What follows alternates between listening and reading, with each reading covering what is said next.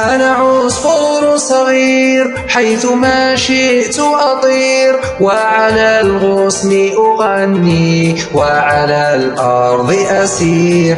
آكل الأثمار والحبة وفي الحقل أدور، وإذا ما كنت عطشان ففي قرب غدير. قد كساني الله ريشا ناعما فهو حرير، وجناحي صغيران ومنقاري صغير. إن يكن رأسي صغيرا فبه عقل كبير. إن أمي علمتني علمها وهو كثير، وأبي علمني أيضا وإخواني الطيور. فتعلم أيها التلميذ إن العلم نور. أنت مثلي أيها التلميذ عصفور صغير.